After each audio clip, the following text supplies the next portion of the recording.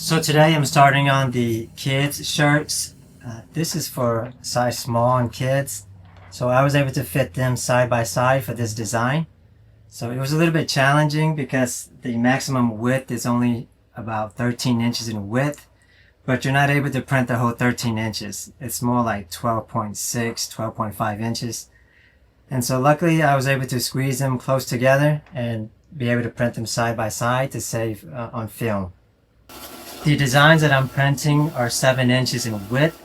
I'm able to fit them side by side, and the maximum amount that I want to do on one print job is 4. And the main reason being is the curing oven doesn't fit more than 4 at a time. I would love to print a lot more, maybe 8 at a time and have them all ready, but the curing oven would just slow me down and I'll just have prints laying all over the place. The heat press that I'm using, I purchased it on Amazon. This was the cheapest 16 by 20 heat press that I could find at $250.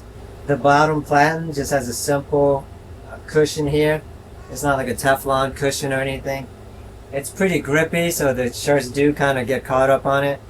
And there's not a way to thread the t-shirt. If you're someone who likes to thread the t-shirt through, this heat press is more for laying the t-shirt on the top.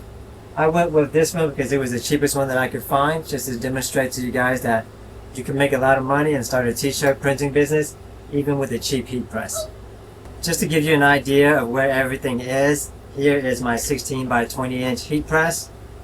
My DTF printer is right over here. It connects to my PC laptop. It does require a PC laptop at the moment to run the DTF printers. I have some blank t-shirts here that I definitely need to organize. I have t-shirt boxes right below here. You can't see it on camera, but it's right there. And then my transfer film is right here on the shelf. And I have my t-shirts that I just finished pressing right here to pull down. So this is not all of it, but it's 232 films or images that I have to cut out and press onto these t-shirts. So it's a total of 232 t-shirts. Now these t-shirts are for a church VBS, so they range anywhere between extra small youth shirts all the way to adult 3XL. Just to give you an idea of how long it took me to print all of these images, it was over 232 images because I did mess up on some of them.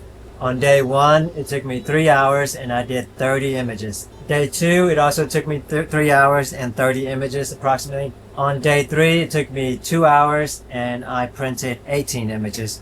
Day 4, I worked 5.5 hours and I did about 80 images. I was able to do 80 images because many of them were smaller. They were for kids, like the extra small shirts and the small shirts. So I was able to fit a lot more images onto the film. And then on day 5, I did 3.5 hours of work and printed 64 images approximately as well.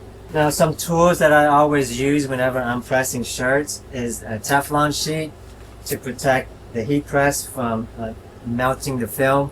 And I also use a t-shirt ruler because I'm a perfectionist and eyeballing the images. A lot of times I get it wrong and it's crooked or it's off.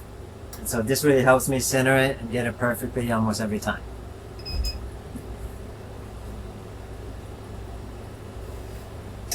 Now you may have just seen me press it without the Teflon sheet because I just realized that this heat press, the top platen, there's actually a Teflon cover already on it. So that's pretty cool. Now these Teflon sheets, you can use them for thousands or tens of thousands of prints for each Teflon sheet. Many times on Amazon you can buy them like a sheet of 3 for like 10 bucks, 15 bucks. This t-shirt ruler, I did buy it for like maybe $20. It does cost a little bit more than some of the other ones, but I like it because it fits for children's shirts and adult shirts, and it has a very thick acrylic, so it's not going to mess up or break or bend very easily. The kids shirts that I'm using is by Next Level. Some of them are by Next Level. I think the orange and the green ones are by Next Level, but the rest of them are for Bella Canvas. And I know it may be a little bit hard to tell on camera, but I'm working with a really tight space, as I mentioned before. This whole room is only about 7 by 12, and I'm only using like a third, maybe half of that to have all of my printing equipment and supplies. So if you're living in a small space, an apartment, a mobile home, or just a small bedroom, you can definitely make it work with DTF printing.